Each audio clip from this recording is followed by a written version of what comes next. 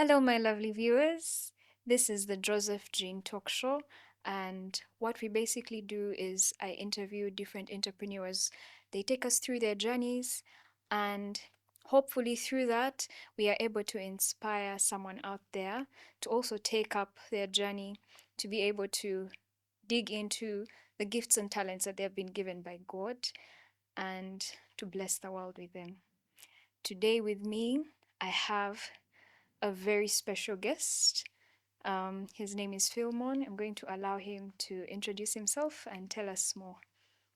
You're Wow. welcome, Philmon. Thank you. Thank you so much, Gloria. And my name is Philmon Okwong. I'd like to thank you very much for hosting me for today's podcast. What an amazing day.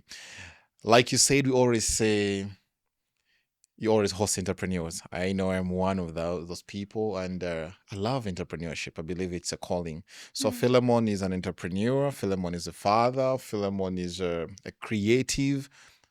And anything that I feel I could do for humanity that can add value. That's the reason I feel I was born. I think that's a brief that someone can get about me, right? Yeah. Amen. Mhm. Thank you so much for coming. Oh, thank you. And maybe you can also tell us a little bit about your bio, maybe your education background. Ah, Yeah, so that the guests can get to know you a little more. wow, my education background. It's funny that sometimes when I want to talk about education, I don't give it so much of the, uh, sorry to say, credit. I remember when I was doing my first Mm. degree, I at the end of it, I wrote a book entitled "The Frustrated Graduate, Educated but Not Learned."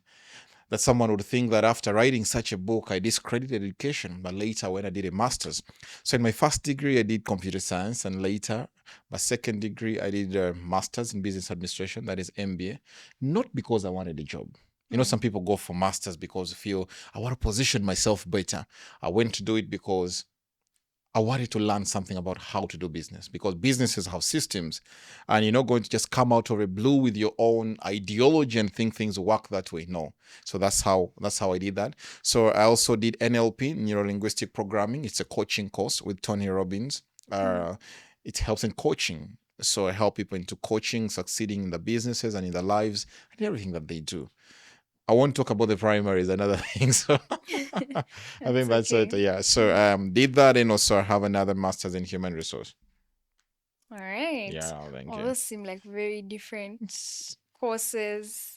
They all align towards capacity building and human development. The Hmm. business aspects and the human resources understanding the people and bring out the best in people. Hmm. But it's not for recruiting. When you talk about human resources, think about how to recruit and do that. Mine is to help people become the better ideology of who they could be.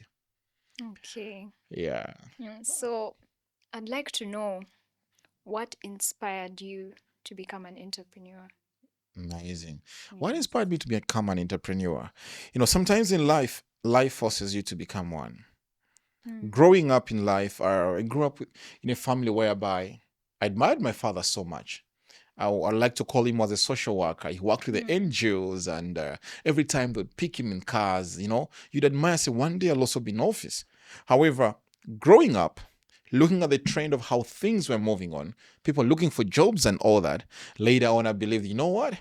I'm not going to be part of the people looking for jobs one more time. So I went to school, well knowing that once I'm done, I won't be looking for a job. I Hmm. have to become an entrepreneur. But what was the point about saying I want to become an entrepreneur? Because I had to look for a need. I had to look around. What can I do to add value that people would pay me for? And by the way, that's what I call entrepreneurship. What you do that you serve humanity with, and people can pay you for it. That's Hmm. all I started thinking about. So that became an inspiration to me that, you know what, I can add value Yeah. to my community. I can add value to the people around. And once you have something good, people always pay for it. That's Entrepreneurship is true. not just about business, it's about a creative, it's about solving people's problems. Hmm. One time somebody said that if you ever want money, look for people's problems. They'll pay you because you carry the what? Yes. The solution. Hmm. Yeah, so that's why I went into entrepreneurship. It helps people, you help people, give them a solution to the things that they need. Okay. Yeah. So in our day-to-day life, especially in the context of Uganda, Yeah. we have so many people that are really biased when it comes to entrepreneurship and taking that on. So what would you say to such a person? Because they want the fruits and the freedom that comes with being an entrepreneur, Well, but they feel like the price is too heavy to pay. So, what would you say to such a person? it's amazing, Gloria, in that I don't know the context, but it's not that people are biased about entrepreneurship. Actually, people wish they could do, or they should do something. But at times they fail to because there's too much fear. I think that would be a great word. Yes. There's fear to start. Yeah. People believe I can start, but what if anything happens? Won't I fail? Entrepreneurship is the most uncertain journey anyone would ever take. Very uncertain. You'll never be sure whether you'll succeed or not. Yeah. It's just that an entrepreneur never have a sense of arrival. Every time you will feel like you have to do something. So people are not biased, but people feel the fear of the unknown. What if I fail?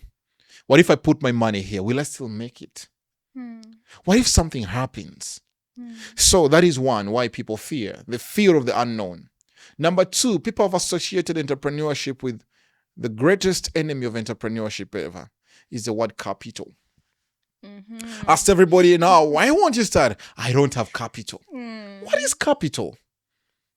Capital is not money. We have different ways you could be able to start up your business. I remember one time I was sharing with people one of my books that I wrote, How to Start Any Business Without Money.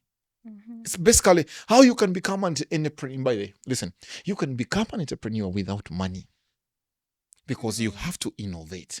You have to create. Once I have created something, I've innovated something, I can literally get someone who will help us in the production of that thing. So some people are limited with the aspect of thinking, oh, I don't have capital to start. But have you forgotten that you are capital yourself? Your mind is capital. Your ideas are the capital. Oh, yes. Your ideas. What have you thought about?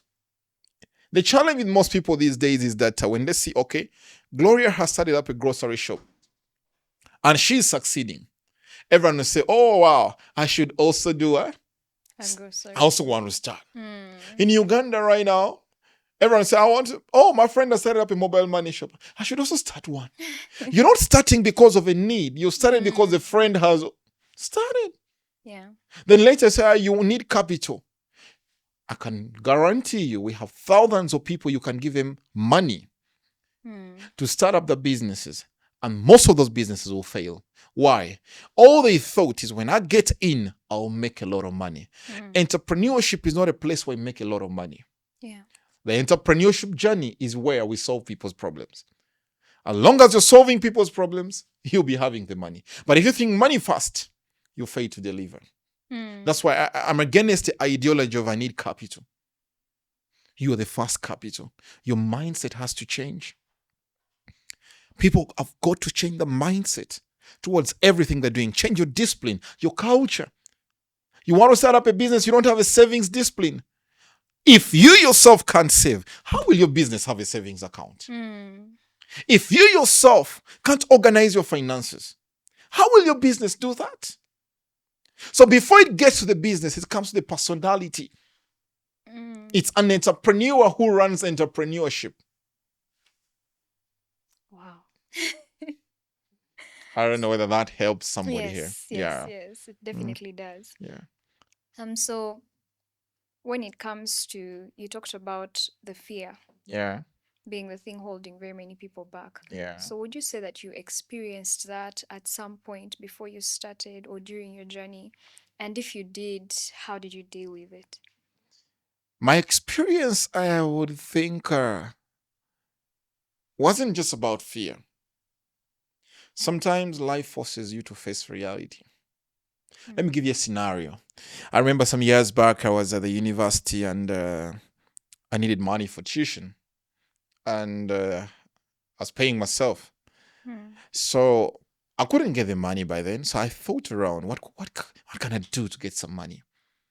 Being a computer science student, fast forward by then, I would go burn CDs. I get softwares, put them on CDs and sell.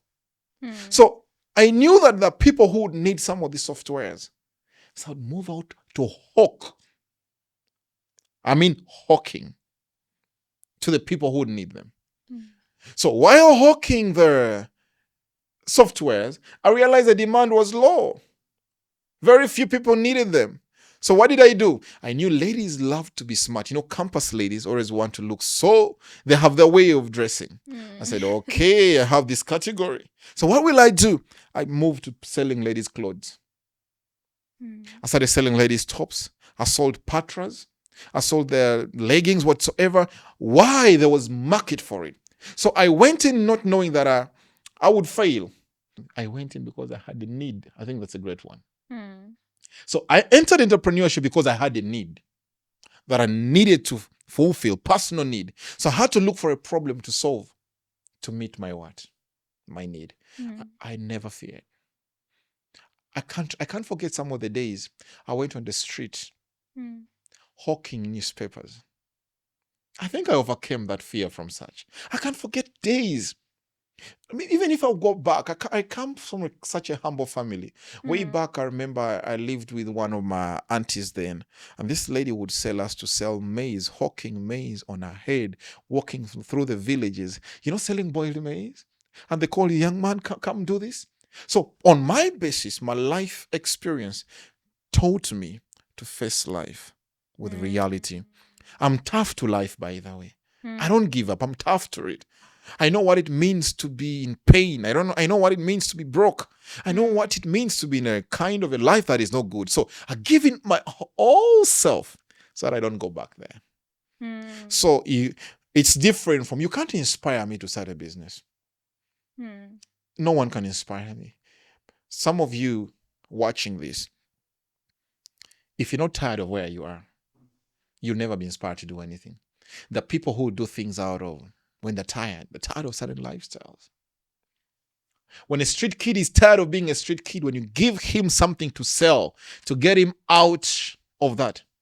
I love the name of your show, by the way, the Joseph's what? Gene. If you look something about the Joseph, he also got tired of a certain scenario. Something good about him brought him out.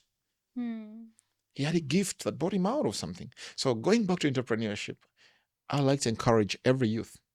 I like to encourage everyone, old, young, that please do not wait to be inspired. Do not wait to be pushed. And if I could say something that I know most of you may not agree, but please, you've heard me say this often, do not wait for that job. Don't wait for that job. Start something. And there's something intriguing that I can tell you. Even you who is working somewhere in a job, you are an entrepreneur. Ask me how. A doctor is an entrepreneur selling his medicine knowledge, his doctorate knowledge. So his boss pays them for their knowledge. So you are an entrepreneur. Isn't it? That's right. You have something you're selling. The day you fail to deliver as a doctor, won't they fire you? Yeah. Meaning your products will be fake, right? So do not wait to be inspired. Do not have any fear. Start something.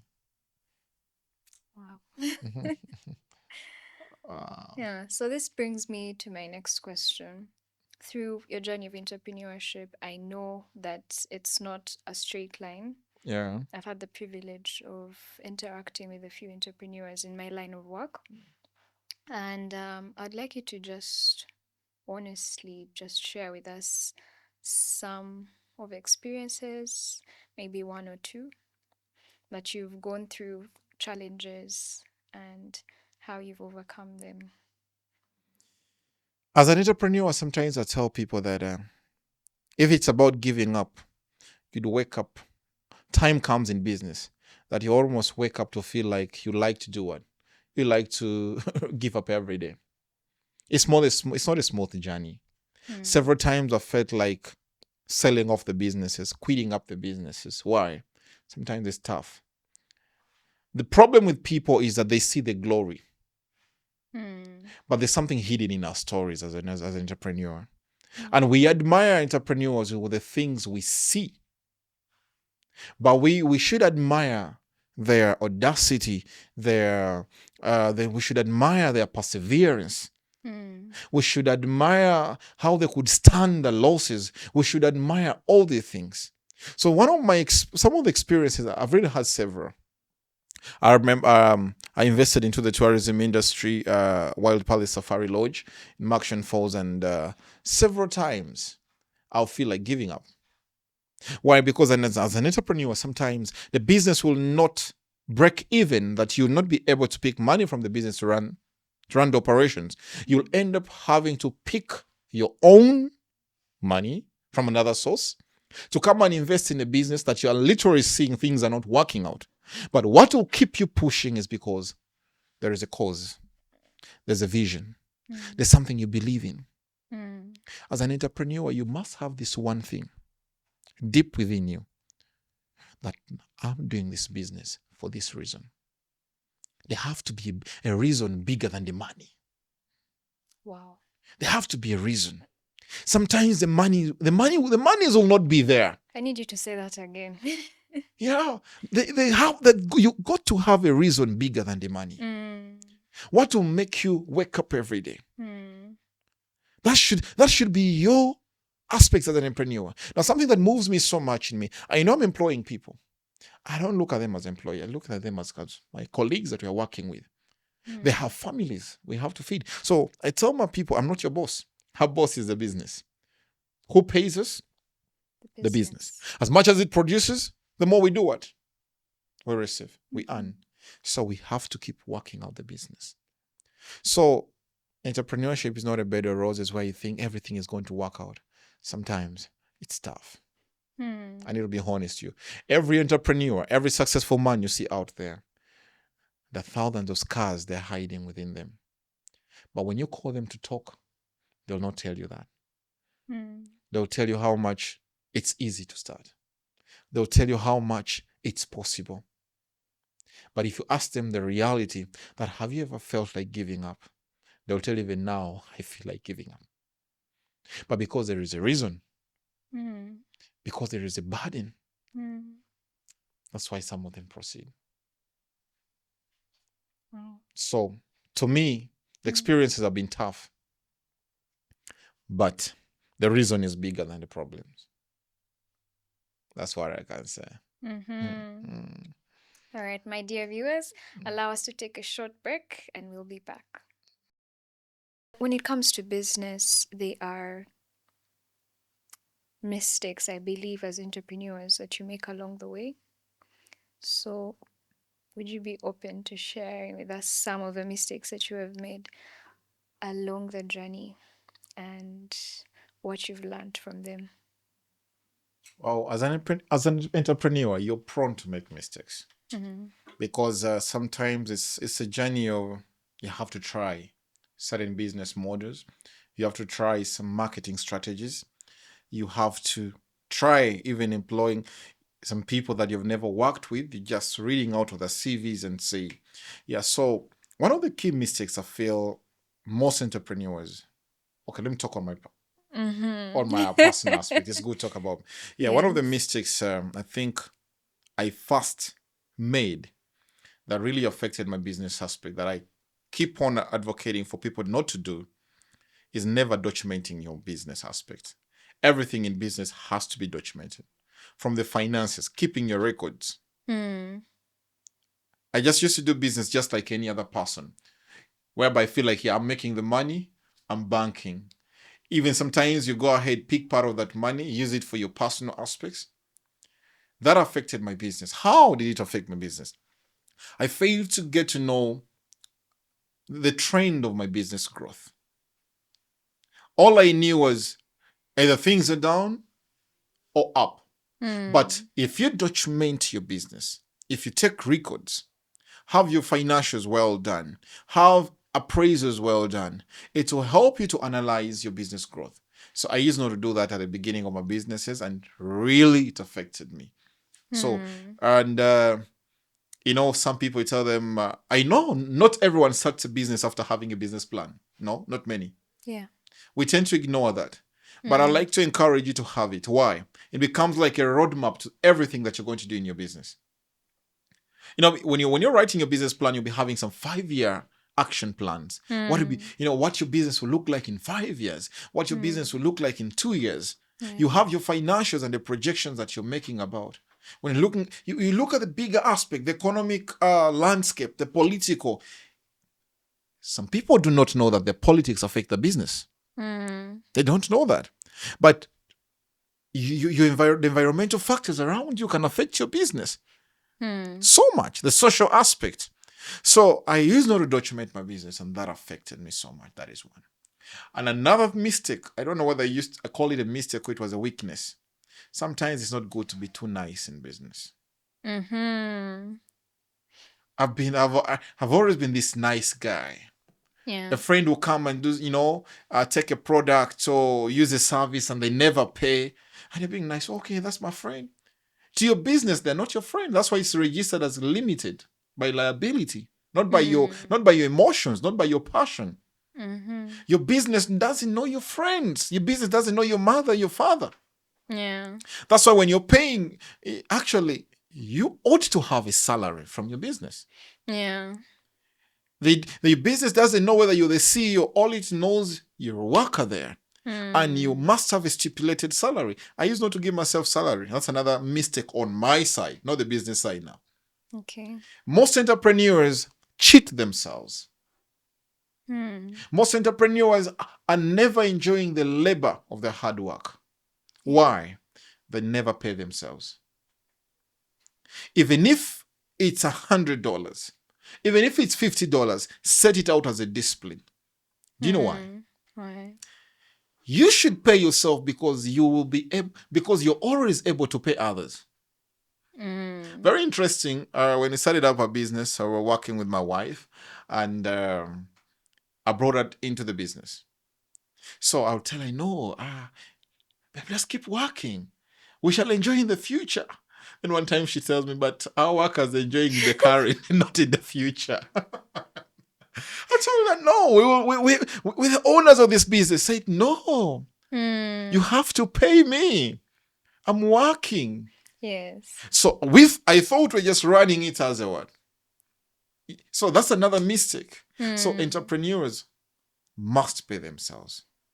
Yes. But yeah, that's some of the key mistakes I really felt. Documenting your business and please paying yourself in business. But of course, you need to be also watchful of the people you deal with in business. As an entrepreneur, I want to speak this from a very honest point of view, is that do not be in a rush to succeed. Just like life, entrepreneurship has a process. Sometimes we go for things we call deals. A friend will tell you, man, there's a very good deal. Most times, deals are not businesses.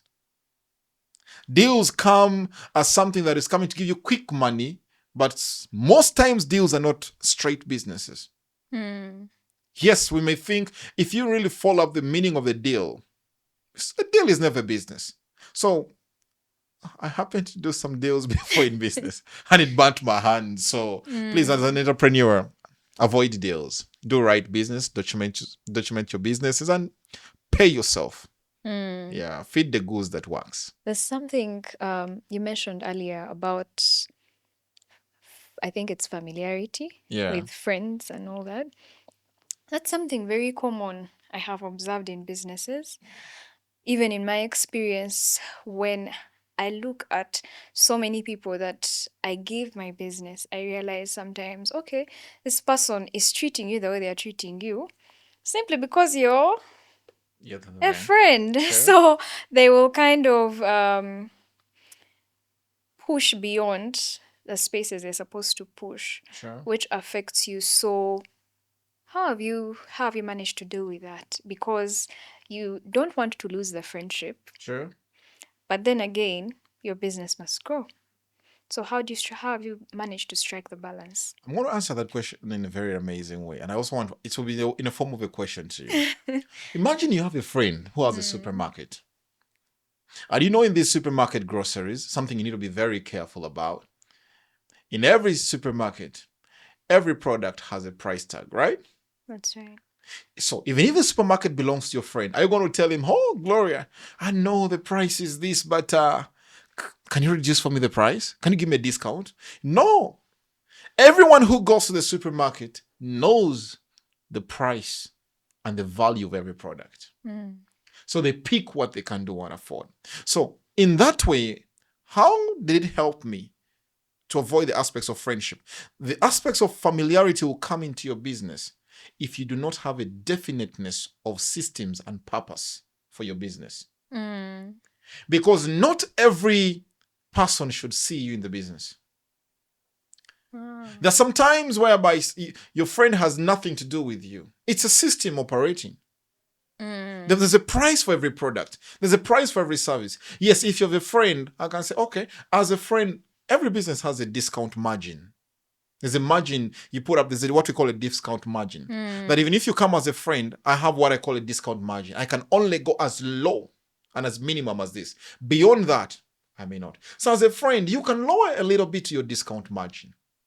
But please, do not go beyond just for the aspects of friendship. Some friends are coming because they need, not because of coming to support you. Yeah. I know they won't like the statement. A friend who wants discount, they're not coming because they want to support you. They're coming because they are in need. So they will not be coming to you when things are okay with them. So in business, we don't support people, we serve people. Yeah. Some friends will say, I've just started up my business. Come and come and support me. Even if I'm coming to support, do you have the quality of the service? Do you know that I can be your friend, but when my services are not good, you won't recommend me? Will we stop being friends? No. But won't you recommend that person to a much better service? Yeah. Definite of purpose. Create your price tag. Have value for everything. By the way, you don't own the business. You work for the business. Yeah, that's how I've managed. So when friends come, I have a discount margin. But number two, I have systems. You'll be amazed to know that most of your friends actually won't be buying from you. I don't know whether you know that. As entrepreneurs, we know this. 90% of our friends never buy from us. As a salesman, 90% of people buy from us. Are strangers. Are the people we close up. Are the people, because a friend will believe like, oh, this is Gloria.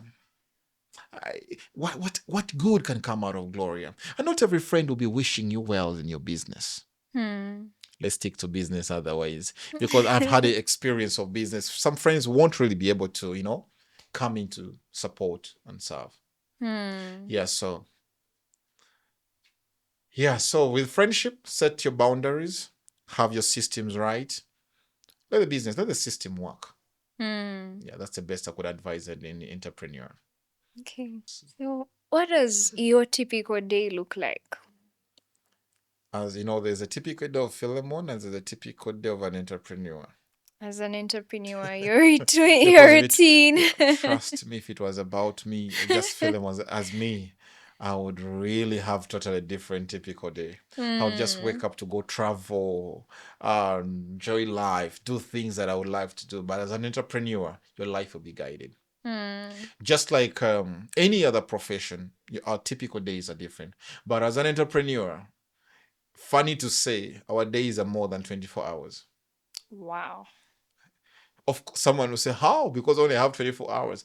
Sometimes it's difficult to sleep.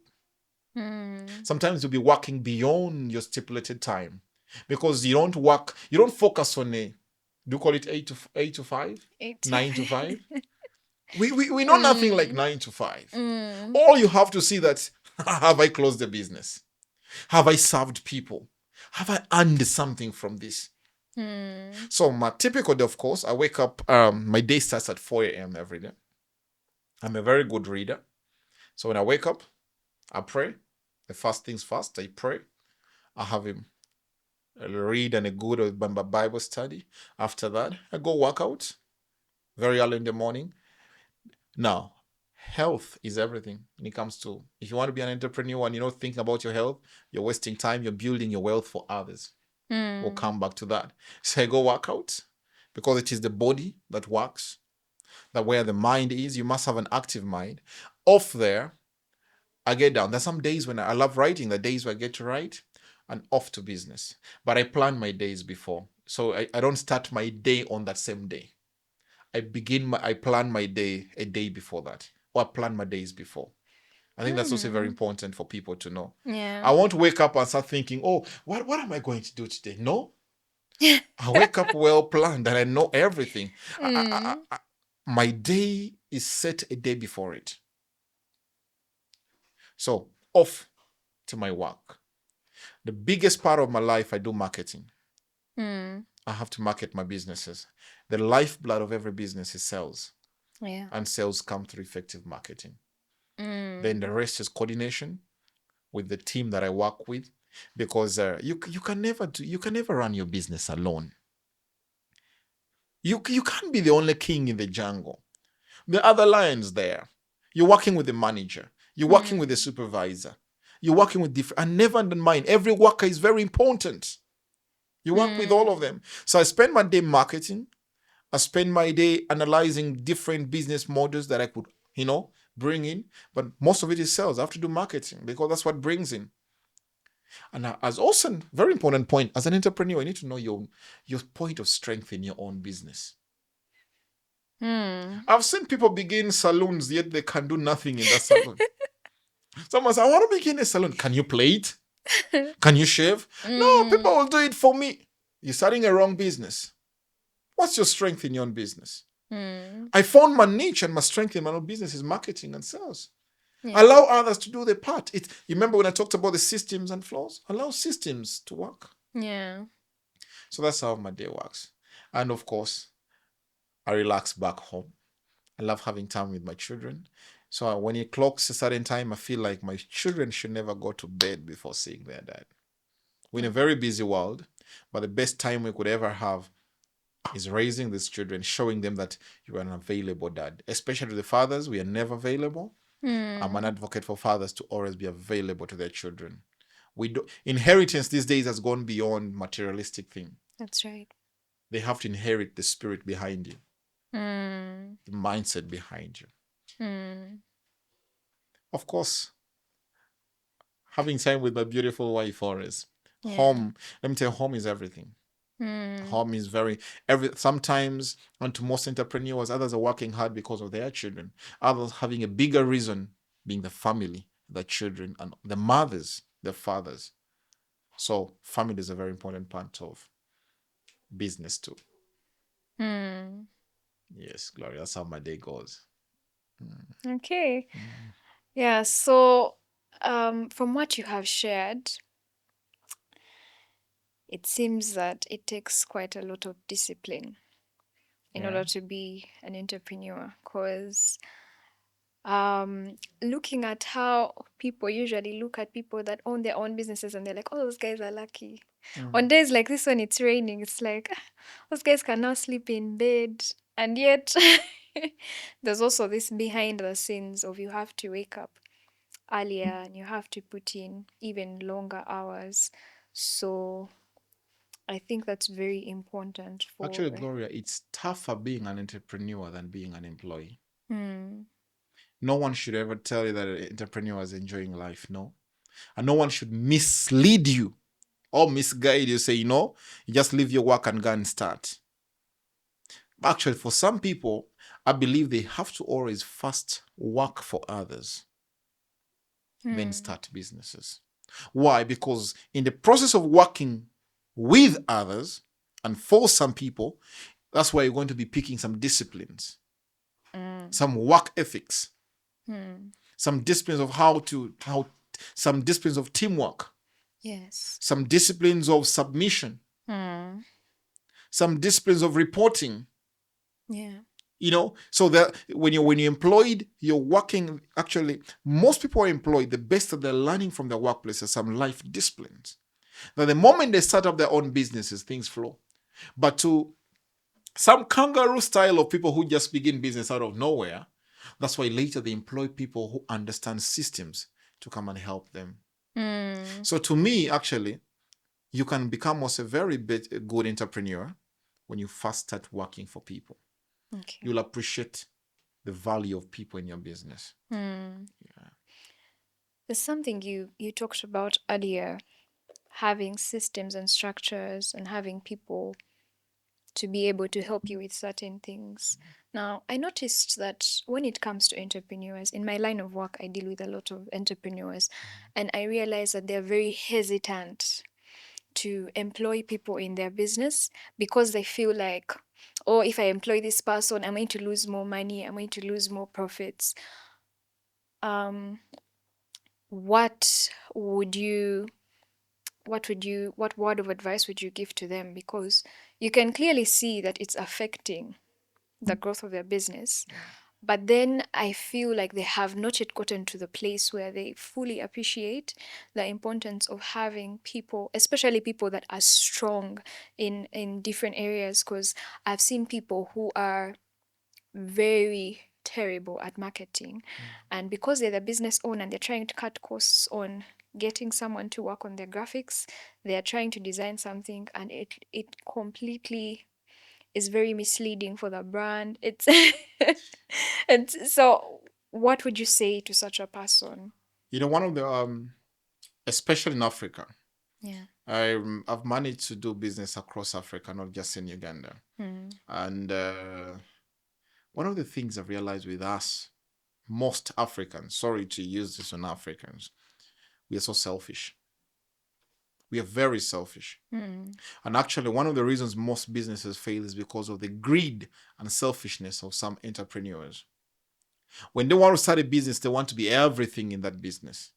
It talks a very funny scenario. You can find a CEO who wants to do the graphics himself. A CEO wants to do. There are certain things you have to allow others to enjoy their specialty and deliver the best within. So to me, in that aspect, one thing that I've realized, and that's something I already want to tell people, we need to differentiate the different stages of entrepreneurship. I think I'm liking the conversation now. Yeah. The different stages of entrepreneurship. There's one of the stages that I want us to understand. You can actually only be a creative. Good. Let me use the music industry, right? When you look at a song, for example, when you see a song with the name of an artist, there is always a songwriter. Sometimes we have a different songwriter. Do you know that? Yeah. Then we have a producer. That's different, right? Yeah. Then at times they have things like a director. I don't know. Yeah, they have a director, in case maybe they're having the videos. They have an audio, someone who will do the audio editing, someone do the video editing. But at the end of the day, who will be seen? The artist. But at the back of it all, everyone played their part. Yeah. Now, that's how entrepreneurship should be. You can be a creative, but you cannot be a good manager. You can be an innovator, but allow the other aspects of marketing to be done by other people. I told you I found my niche in my own business. I'm a very good marketeer. Let me concentrate there. Yeah. Let me find someone else who's good at management. I'm a nice guy, but my wife is not a nice guy when she's doing management. She's more of an administrative person. Things have to be done like this. But me, I'll have that heart, we can see. Says, no. But I found my niche. I'm very good at marketing.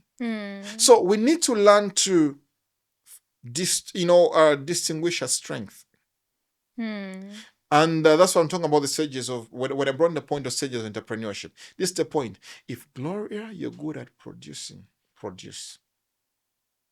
But if there's someone else who is good at a certain production stage in your life, in your business, bring that person to do what? To do that. Yes. Now, that's the point I keep telling people. You can actually be someone who only sells ideas. Have you ever thought that that's a very good business idea? Selling ideas is a business idea. Yeah. You just sit down, come up with business ideas, and you sell them out. Have you seen people do that? Yes, I have. They do that. There are people who do not allow their business to go beyond the startup stage. They only start the business and they later do what?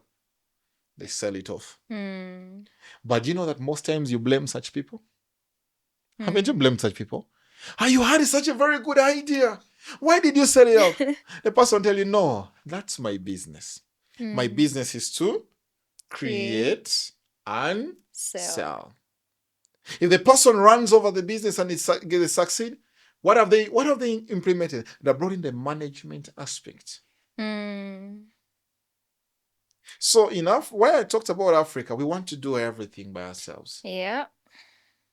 In your business, you want to be the CEO, you're the cleaner, you're the one, and actually you selfish, you carry the CEO. I'm the chief executive. Your business knows no title, it knows delivery. Very important. Your business knows delivery. Even if you're the CEO of a company, but you're not doing your part, it's uselessness. Yeah. So that's what I can say about that. We have to allow systems in our businesses. Find where you fall in the system. The first time I heard about the word system, and every time I relate to a system, is a computer system. If, for example, we have different software as a system. You remember Windows operating system. You remember Mac or the operating system software. You can never cheat a system. It's already pre-programmed. And that's how business is. If you don't market, if you don't advertise, you won't make a sale. Yeah. As a system, right? Did you know that up to now, Coca-Cola wakes up to market every day? Yeah. But do you know that there's an entrepreneur, a startup there, who can't even post their business on their status? But someone like Coca-Cola who has made the money can't miss a day having visibility before people? It's a system. Do you know that company that have to train their people because they want the best out of their people? It's a system. And another one say, no, I can't waste money training people. I know. No, why should I?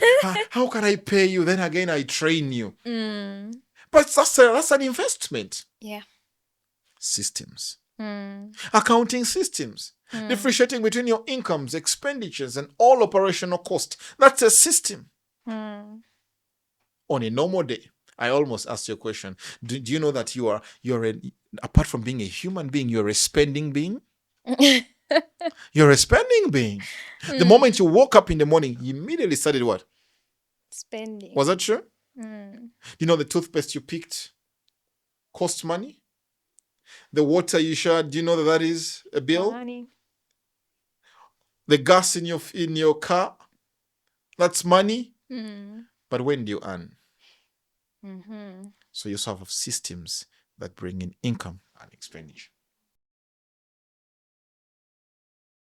Welcome back to the Joseph Gene. I'm your host, Gloria Mutoni. I'd like you to click the subscribe button, the like, the share button to continue enjoying more of these episodes. So, back to my guest.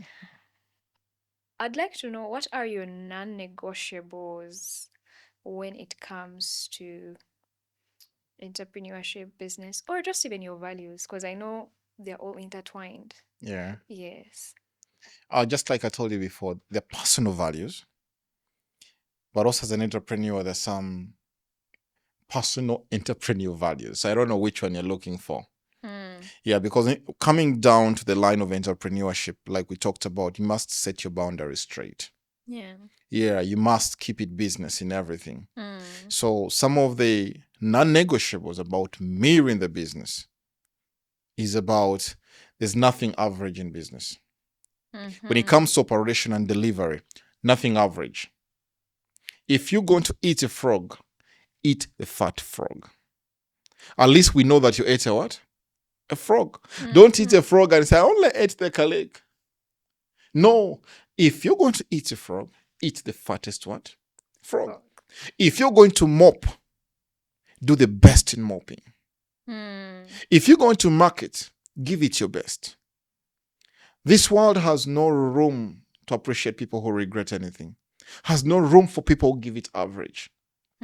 So when I'm doing something, or when you're working with me, nothing. We're not giving it average. You try to give it average, we're never together. Never together.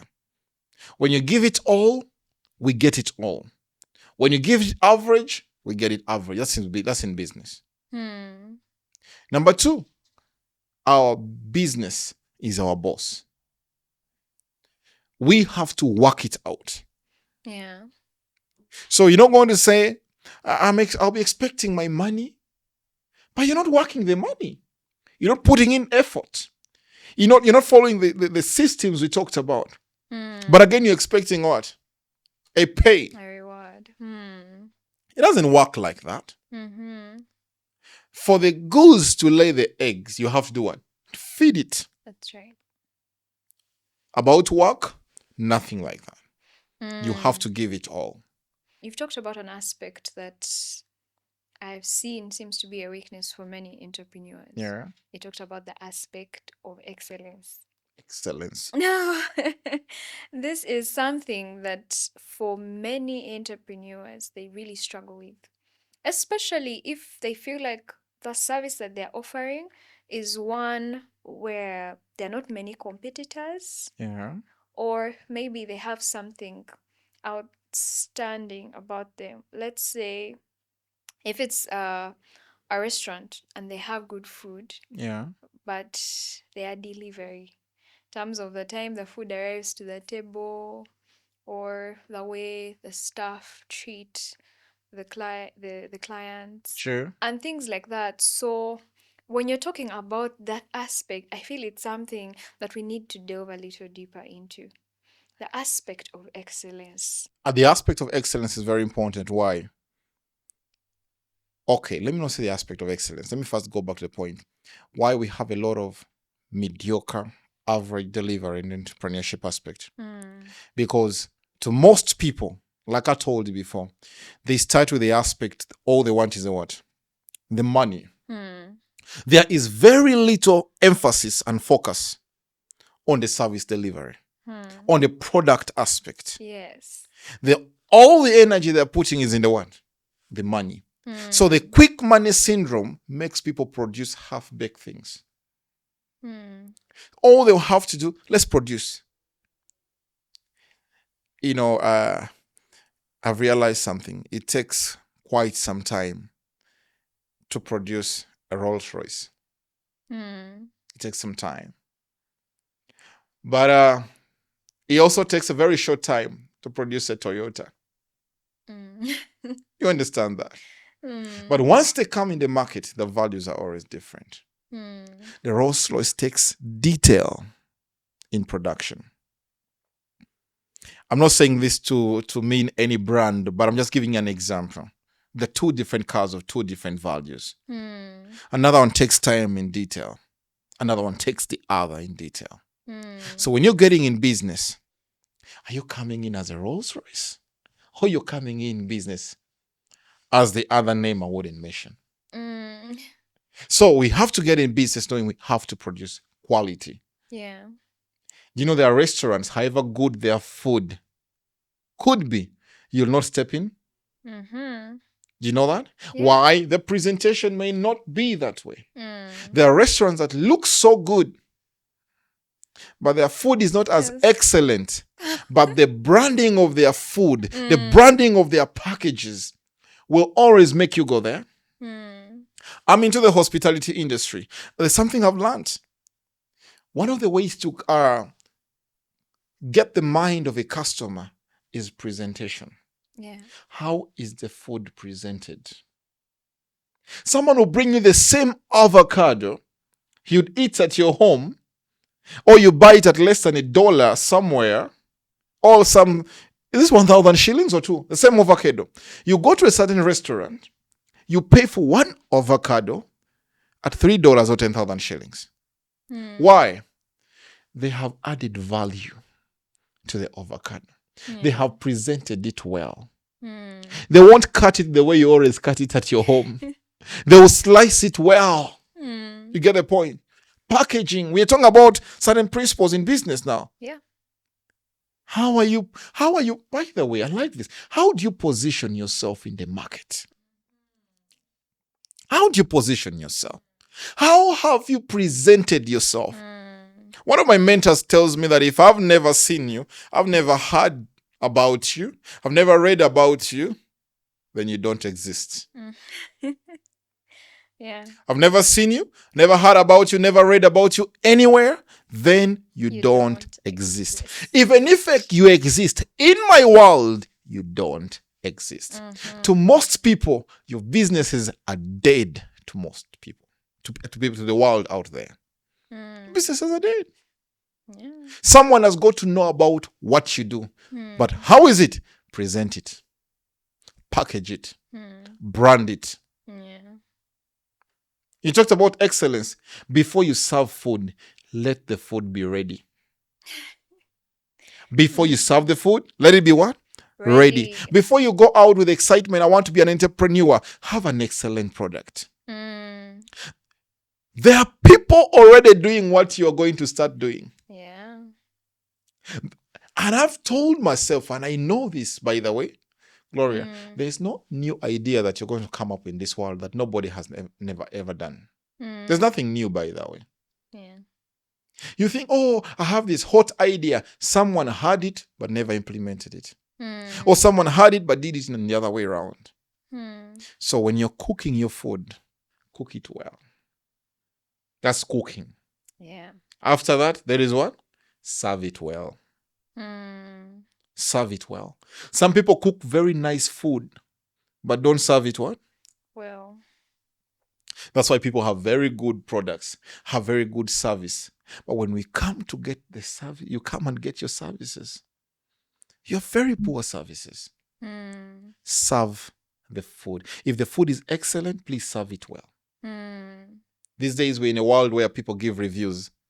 They'll tell you, okay, we went to that place. The food was good, but. You get a point? But. We went to the hotel room. The hotel room was good, but the bathroom. We went to this place, but once a client gives you a but, I told you before I ran a safari lodge, and something that I got to know that we work so hard, serve clients so well, because sometimes all we think about is not the money, is a review.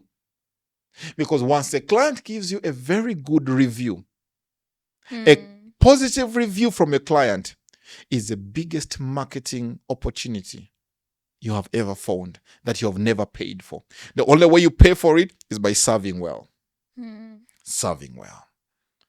So I tell my team that I work with, please do everything possible to make sure that the client is happy. Yeah. Do everything possible.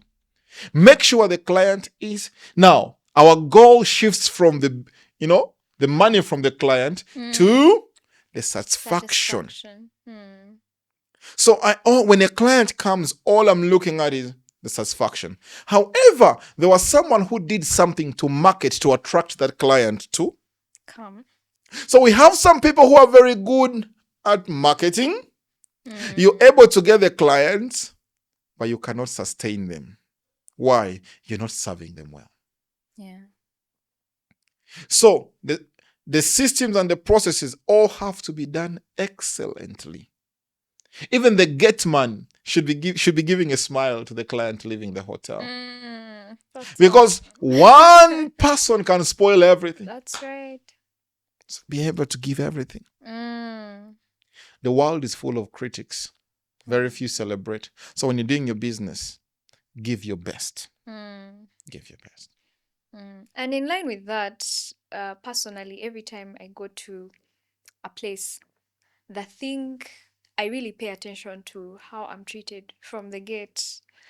Exactly. So, because for me, this is what I feel.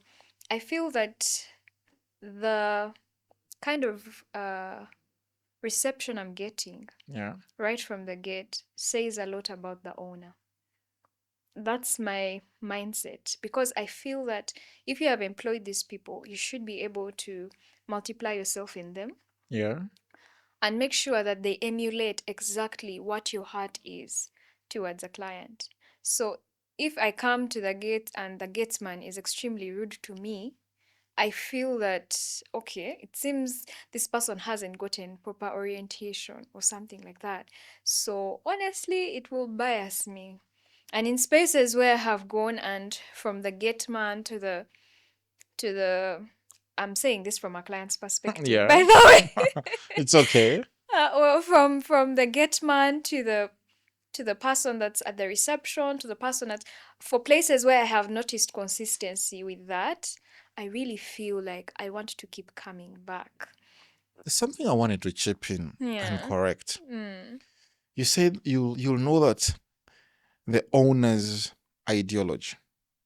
You can actually find a very good business with a very bad owner in terms of character. Mm. And I wanted to stress this point. Most times we ignore these things in business. Mm. I know you've gone to workspaces and you find people, every organization must have values. Yeah. The values. Mm. And we ignore other aspects.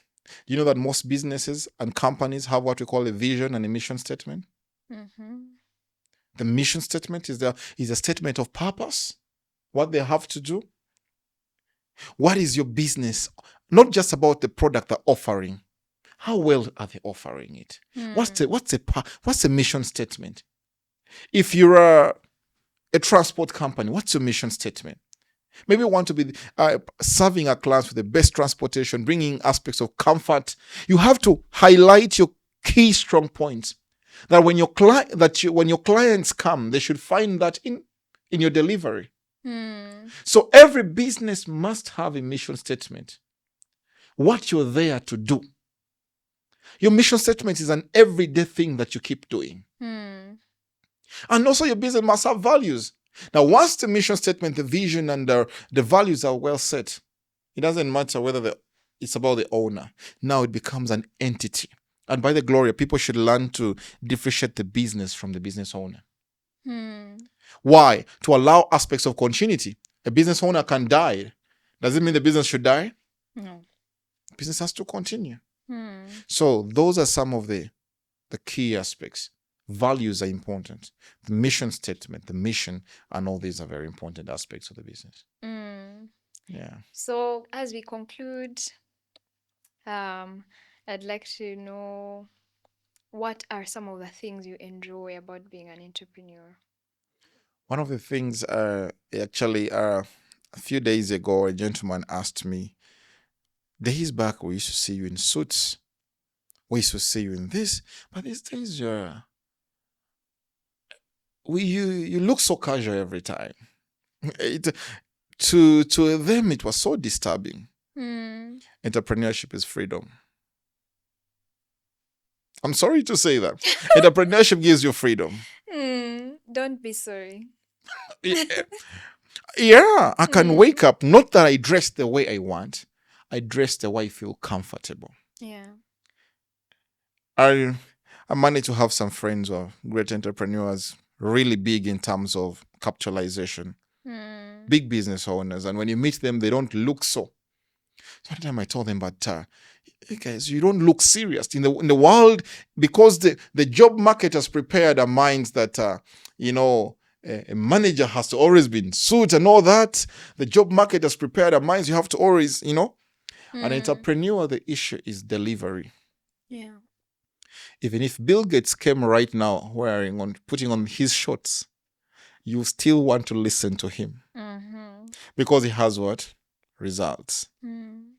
Entrepreneurship gives you freedom of lifestyle, freedom of life, and freedom of time.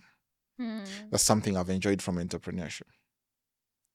Sometimes, the same way your problems in entrepreneurship can make you wake up at 4 a.m. and start thinking of how to correct your business, but the same entrepreneurship can allow you on such a very rainy day, when everyone is contemplating going for work, and you comfortably tell yourself, I'll push my sleep on.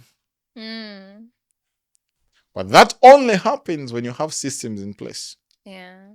When you've built a team, there's a stage where entrepreneurship becomes freedom. Yeah. And there's a stage where entrepreneurship is a burden. But to me, one, freedom. Number two, I love serving people. Entrepreneurship has given me an ability to see that I'm a solution to people's problems. Every business, by the way, every business is a solution to somebody's problem. And if you're looking for a business idea, go look for people's problems. Someone always says money is hidden in problems. If you want to find where there's money, money is hidden in where? In problems. Money is also hidden in people. Every time and wherever you see people, there is what? There's money. So for me, entrepreneurship gives me satisfaction when I see meeting people's needs, serving people's needs, and giving them a solution. Hmm. Yeah. Any last words before we Wow. close? Any last word? I also like to encourage you for those who love traveling. Like I told you, I run a tours and travel business, a special accommodation in Markshan Falls National Park. So please Hmm. visit Markshan Falls National Park and enjoy your stay at Wild Palace Safari Lodge. Free Hmm. advert here, right? All Yeah. right. And also, I love doing business training. I do business training, strategic building, strategic management and building for people, organizations. And if you're a person there, I love bring out the best in people. I do Hmm. team building. I do different ways. And of recent, I'm focusing on kids also. I want to see Hmm. how to raise entrepreneurial kids, how we train Yeah. children to become the best of who they could ever be. I Hmm. always tell people, my child will never be in that line for the job interview. My child Hmm. has to create opportunities and jobs for other people. Mhm. And in another way, please do not lock yourself in a mirage. Live your life. Be real. There'll be never another you in this world. You're only Hmm. you yourself. So as much as you can give the world, don't mind about what people are saying about you, what people are talking about you. Do not rob your generation. This is Joseph's what? Gene. Yeah. There's another generation. There's a Mhm. glorious gene. Do not rob it. Mm. There's a Philmon's gene. Don't rob it. Let's Mm. give the world the best what we can do. Thank you. Oh, thank you so much once again for coming. Thank you for No. making the time. I have learned so much. I have been so blessed. I hope, my dear viewers, you have learned a thing or two. That's all we had time for today. Until next time, bye bye.